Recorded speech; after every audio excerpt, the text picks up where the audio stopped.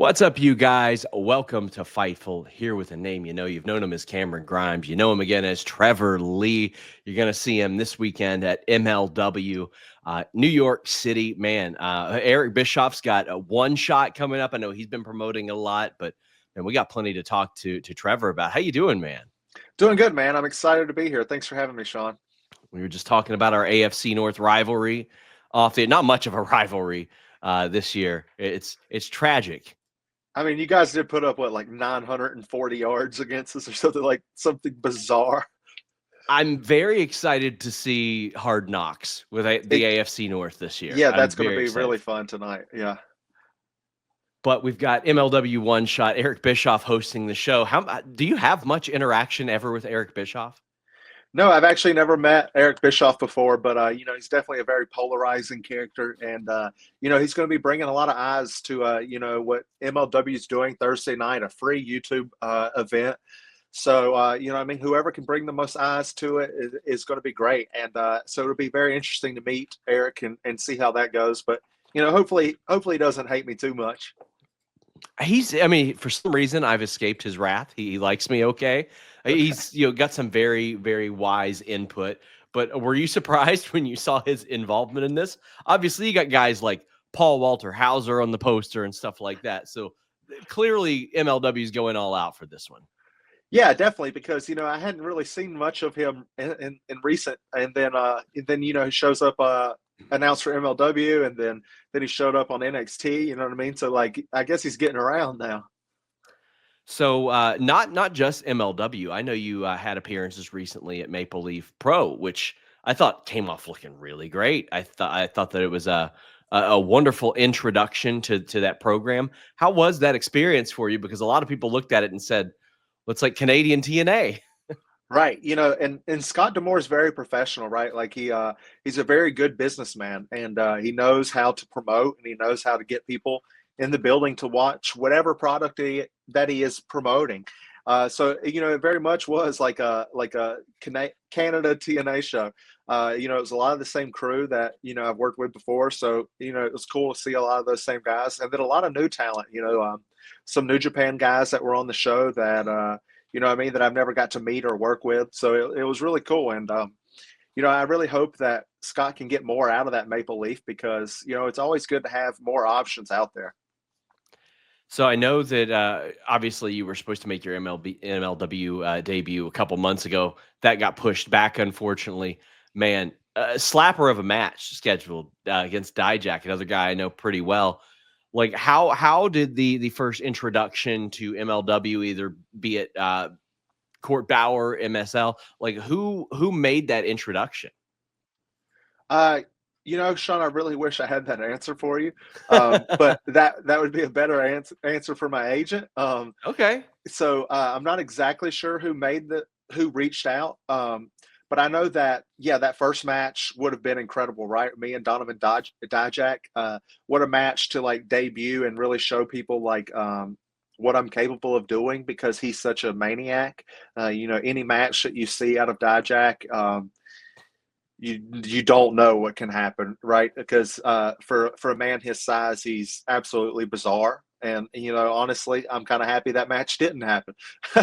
But for MLW to now give me a different debut against Mystico for the World Middleweight Championship, that shows that they have respect for me as a talent.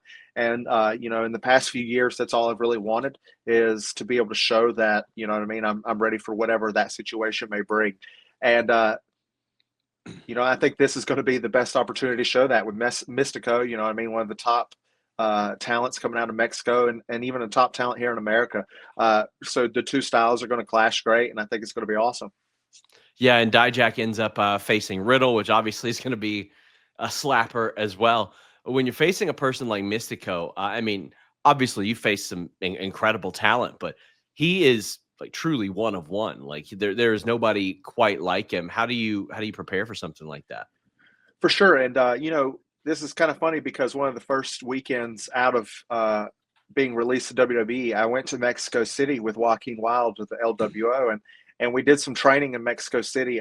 There's actually a training school there that has a crash pad beside the like a foam pit beside the ring, Okay. and there's not a lot of those. Like that's like the only one that I really know of. So we went there to just to go be crazy, and then also learn more of that lucha style. And then we actually also got to go check out a AAA event in Arena Mexico, and the main event of that show was Mystico. So without even knowing it, I was studying them already.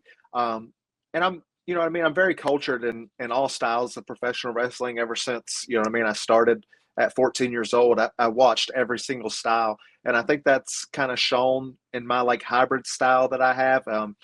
In the past few years, I've been a kind of a haha guy, but I think in this match, I'm going to show you that I'm more than that, right?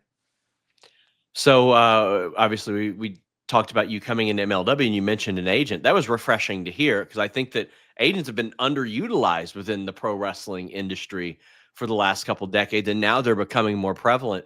What led to you making that decision to get representation? Right. So I think it's definitely something that is very cool, right? Because like you said, like and years ago, like people would hear that and it kind of like, oh, who does this guy think he is, right? Yes. But I think now that the business has grown so much that it only helps, right? Because to be honest with you, like before I really got into like the GameStop and all that stuff, like I didn't know a lot about business. So like luckily, like getting into stocks like that kind of taught me that kind of business world. But still, when it comes down to it, I can't write a proper email. Like I can't like, Yeah. use punctuation and grammar. And when I was on the indies, 5 years ago, it was a totally different world. Like, the payments and everything were a lot different. Like as far as like Top Guy money compared to whatever Top Guy money is now, like it was all so different. So, and in WWE, you have like a schedule, right? Like they have a thing that they send you, like you got to be here, here, here, here, and where you're going to be. And I grew very accustomed to that. So just being able to have that is kind of worth its money. And like, oh, I have travel issues. Will you take care of it for me? Like, like all that Yes. is a part of that. So like, that's nice to have when it just comes to like, taking stress off your workload and being able to just kind of focus on, it's already hard being a professional wrestler, right? So like to have someone help you, it's just going to make it everything better. Yeah, and I love that. I love hearing that talent have representation. I think it's very, very beneficial. You mentioned stocks. I think a lot of people just thought that was a gimmick on TV. Right. What kind of opportunities did that open up, if any? Because obviously it translated well on screen.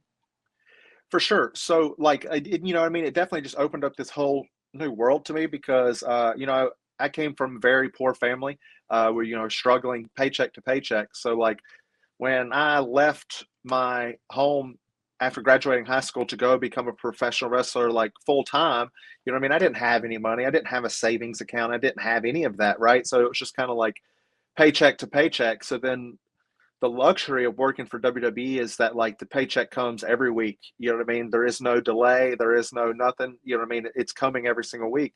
So then you get to learn what to actually do with the money. So then when the stock market, this was before COVID, it was doing pretty well. So I was like, well, let me get into some stuff. And then at that time, COVID happened and every stock just absolutely tanked. And then it was just a matter of like, you didn't have to be really smart. You just had to have like optimism in the sense of like, well, if the world comes back to being normal, That's these what I did. prices, I yeah, these made prices are just going to go back to normal. So like, just look at something that was, for instance, Dave and Buster's at the time before COVID was like $45 a share. And then when yes. COVID happened, it dropped down to $4.50 a share. So it's like, if the world ever just comes back, that's 10x your money, right? So like, it was really that simple. And I was very That is fortunate. exactly, sorry to interrupt. That Yeah, is exactly what I did. Like right. I was moving, and again, I came from very, very humble beginnings. I've been saving up my money to buy a house. Well, 2020 hits. I was not buying a house then, so I reinvested that money. Literally, the only stock that hasn't recovered yet is a cruise line, and it's Right. finally Right. recovering right now. I will say that I regret selling my stock in Zoom in December of 2019. That is a Oh big yeah, I'm regret. sure. That's a Yeah, big because regret then of mine. COVID, yeah, that was like one of the only stocks that like really Yeah. blew up, right? Yeah. Yeah. Yeah. But yeah, I mean, that was the thing. I looked at things and I was like, okay, this has a 100-year history. It's not going anywhere. Like, it's going to recover. Like, people aren't going to stop utilizing this particular business or company. For sure. And then once that all got, once that all kind of came back to, then I just kind of went to the simple route of what does everybody use? You know what I mean? Like Apple, Google, Microsoft, NVIDIA. Like I went into these big kind of tech things, and I'll just kind of have them as long-term holdings. And, you know what I mean? Having that does help in my wrestling career, right? Because, that gives me like a backup blanket to where I don't have to be so like, I need to get back to work. I need to get back to work. I need to, I need to take whatever the easiest deal is just to kind of get my face out there. I can kind of wait for an opportunity that I feel like I deserve. And, the past few years, that's all I've wanted is to work, right? So like, I don't want to go somewhere and be a sit in the back guy again, right? Like I want to go Yeah. somewhere and be featured. And if MLW is going to give me that opportunity to be featured, my very first match as a championship match on a show that they're trying to get a lot of buzz on, then I respect that, and that shows that they respect me, and that makes me excited for it.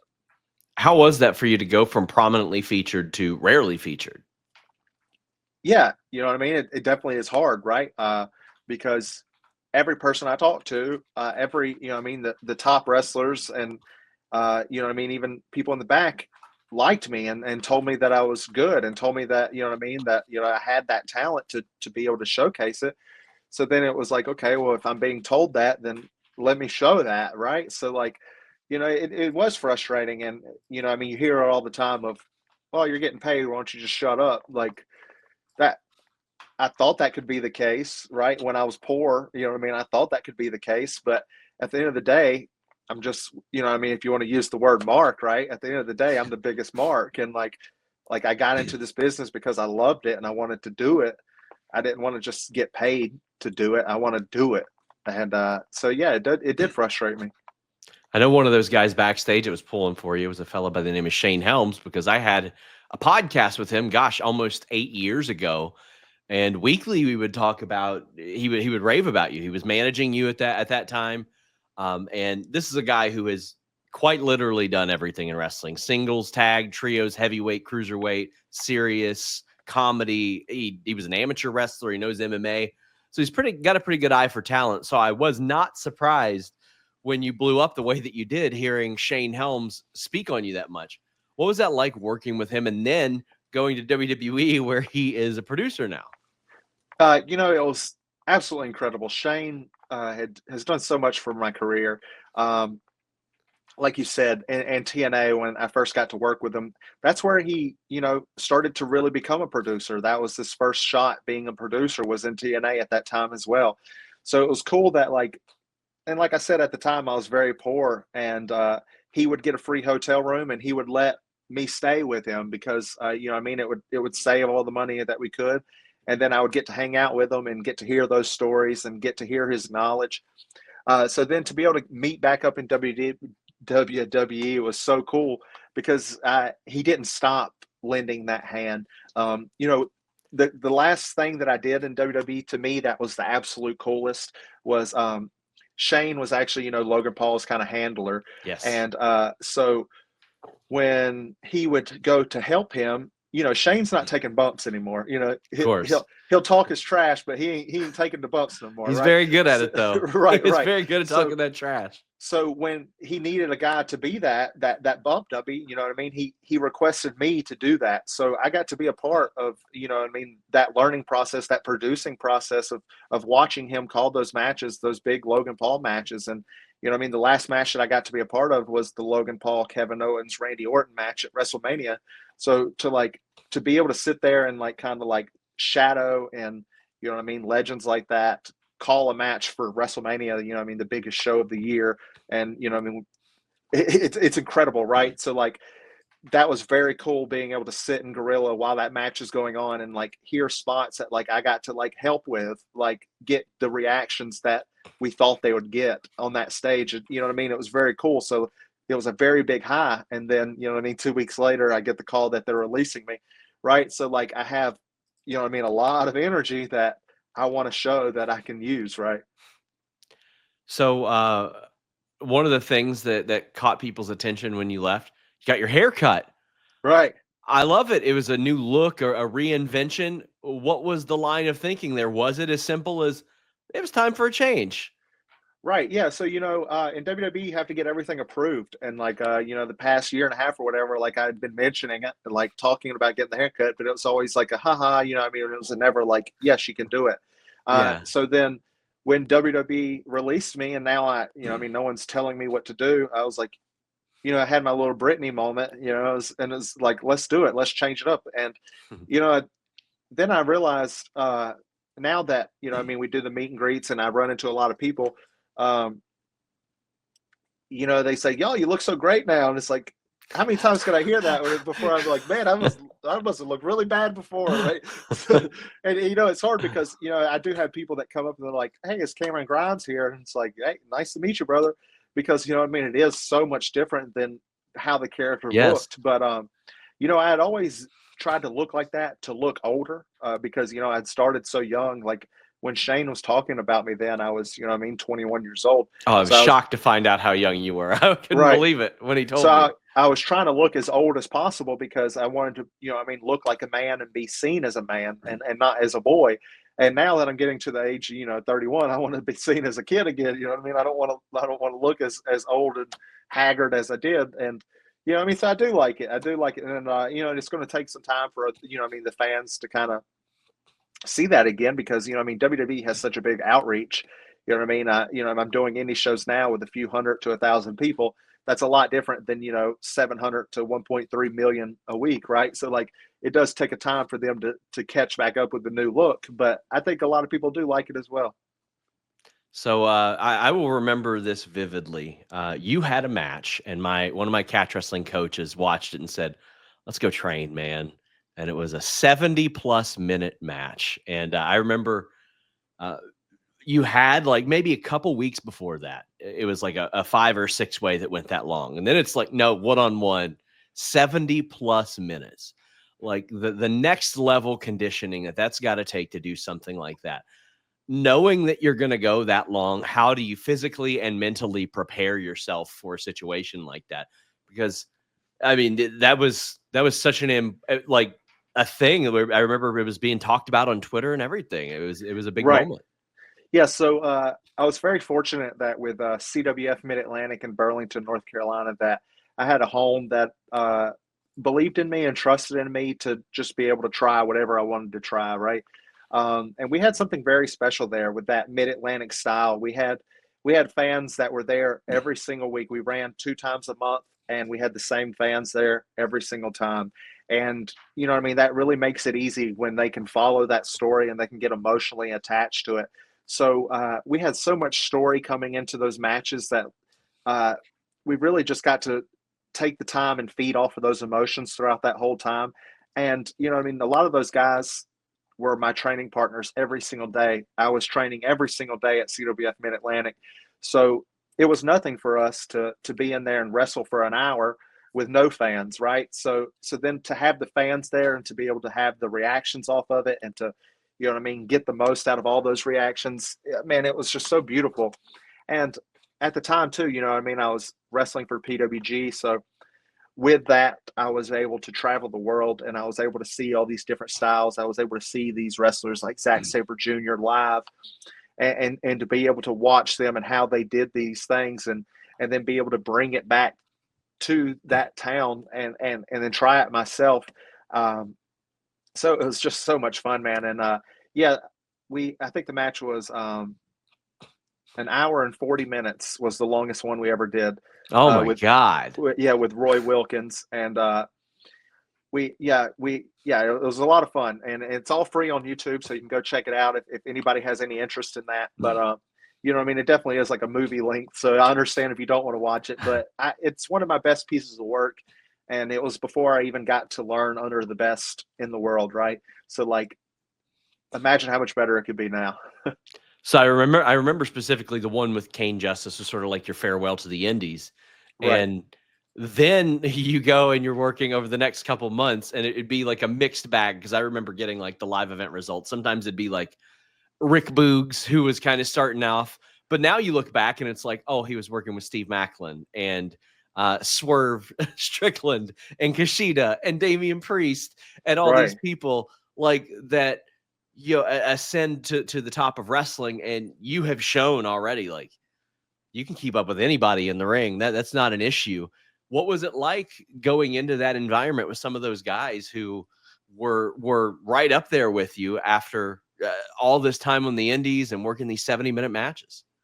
Right. It was awesome because, you know what I mean? A lot of those guys were guys that I had kind of been on the same shows with, you know what I mean? Some of those guys were on those PWG shows and stuff like that. But, you know, Kushida, I always looked up to Kushida. I never got to work with him. He was always in New Japan. And unfortunately, I never, you know, got to make it over there. But even, yeah, Damian Priest, I never got to cross paths with him because he was always in Ring of Honor. So it was cool to be able to like have these matchups. And then even I got to work, you know, like Finn Balor and like a little bit of the later bit of NXT with like the COVID era and stuff. And he was one of my biggest role models as well. So it was very cool. And it was still felt normal to me because like those coconut loop shows is what they called them, where, you know, I mean, you go to the different town, you set the ring up and you do the match. That was very independent style wrestling to me. You know what I mean? So it was very comforting in the sense of like, it wasn't intimidating already, right? Because when you think of like WWE and you think of like, okay, well, your first match is going to be coming out the curtain at Raw, right? With like 17,000 people. That's intimidating, right? You're like, I don't know if I'm ready for that, right? But if you could come into it and you're already under that WWE umbrella, and everyone that's coming to those small shows know these are WWE talent, it's a lot easier and it's not as intimidating. So it was so much fun. And Rick Boogs, man, I don't know if anybody's following up on him, but Eric Bugenhagen on YouTube, he's absolutely insane. He's like a rhinoceros right now. I became great friends with him, and you know, he was a real like D1 shooter college athlete. So like it was so cool that like all those guys, even if they didn't really know wrestling, they were top tier athletes and whatever it is they did. So like it was fun to just be able to hang out with them and just like be cool dudes, right? How were the NXT combines they did? I was always like, it's my in my line of work, I'm trying to get scoops and stuff, but the stuff I was interested in, I was like, what was this person's 40? What was their vertical? Like I was trying to get the leaderboards and stuff that they'd put up. It was a lot of fun because you know what I mean? I was very I'm very fitness influenced. So like I love doing those workouts and just like that where like I wanted to see like for instance, like Claudio Castagnoli would release like a long time ago would release these like crazy workouts of him doing like one armed like clean and presses and stuff. And I remember seeing that stuff and being like, oh, that's so cool. Let me go to the gym and try that. Or like John Morrison at one point had like a men's fitness. He was like an article in the magazine, right? And he had like this crazy workout. And I went and tried it and I could not complete it at all. But like I wanted to know what the guys that were at the top were doing. So like that always interested me. So when we got those compounds, like I wanted to try hard, but then it's hard when you're competing against Montez Ford or you know what I mean? Like you're competing against these guys that are just like so unreal athletes that are the true 1%. And like I'm a good athlete, but I'm just like a wrestling fan at the end of the day. Like these are true athletes. So like, you know what I mean? Your Braun Breakers, your Trick Williams, you know what I mean? Like the guys that are just like absolutely bizarre. Like it was so cool to be able to watch them do it and just like, wow, I can never do that, but at least I know you won't beat me up. You can be my friend. One more about the PC. I am a $1 million belt geek, as you can There we see. go. That was an engagement gift from my wife, who just knew how much I loved it. I had the $1 Million Man wrestling buddy as a kid and beat the tar out of it. When you're told, okay, we're bringing back the $1 Million belt and it's going to continue its lineage with you, you're going to do a feud, like what goes through your mind? Because that's something they've done it a couple times. You know, they did it with Steve Austin. They did it with Ted DiBiase Jr. back in the day in Gold Dust. But like this is, you know, a piece of wrestling history. Right. It was incredible because, you know, I was born in the 90s, so I didn't get to see that, right? Like I grew up on like the Hardy Boys. So I never thought, or that was never a goal that I picked for myself. Like I want to bring this title back. But like when coming up with that Cameron Grimes character, I always just thought like, man, wouldn't it be funny? Because, you know, I mean, I was the Carolina caveman, right? So like, wouldn't it be funny if I just made a complete different switch and now I'm just like this like Scrooge character where like I'm just like all of a sudden just super rich. Like I just think it would be funny. And then when we started to do that, they had mentioned like, well, I mean, this character's kind of working. Let's bring in Ted and just as like a cameo for one of the Yeah. promos. But then we had the luxury with like the resources in WWE to do whatever we wanted with the craziest vignettes. So then once they got to see that, they were like, okay, let's get a few more weeks out of this, right? And I don't think they ever thought too that they were going to bring back the $1 million title. And then it started to work, and then they were like, let's give it a shot, And for LA Knight, he's a little older than I am, so like it was super nostalgic for him because like he got to see that whole thing come up and like really watch the whole $1 million title run. So it was really cool seeing him kind of like fanboy out over it and like want to do a lot of fun stuff with it. But yeah, we had so much fun with that thing, man. It was great. Loved seeing that back in the fold. My first exposure to you was, man, PWG highlight videos. Man, nothing got me more pumped than when one of those would drop. And I mean, granted, the DVD would drop like 3 months later, Right. but I would see the Barbarian Overlords music video over top of it. And God, I missed those. You had such an important part of that. I mean, gosh, I think you wrestled almost 50 matches in PWG as like a North Carolina boy being brought out to California for all those shows. What's that like? And I mean, it was something special. I feel like nothing truly has replicated it. Yeah, it was so cool, man. So at the time in North Carolina, guys that were coming up, we had Cedric Alexander, Caleb Conley, Adam Page, myself, Andrew Everett, all coming up in North Carolina at that same time. And we were all fighting to be like the best talents coming out of North Carolina. And some of those guys, Adam and Cedric and Drew started working for Ring of Honor. But Ring of Honor would never really give me the chance. I looked a little too young. You know what I mean? Like I just didn't really have it, to be honest, at that time. I had all the talent, but I just didn't have like whatever the character was, right? So Ring of Honor never really gave me an opportunity. But very fortunate, I worked Cedric Alexander in Charlotte, and Kevin Steen was on the show. And he watched that match, and he told me after the match, he said, I think that you would be very good in PWG. And me, the super fanboy at the time who knows all of that, that was what I wanted. I wanted to be in PWG because that's where the absolute best were. Like, there wasn't a single match on the show that was bad. Every talent was the best of the best. So when he said that to me, I was like, oh, yeah, yes, please.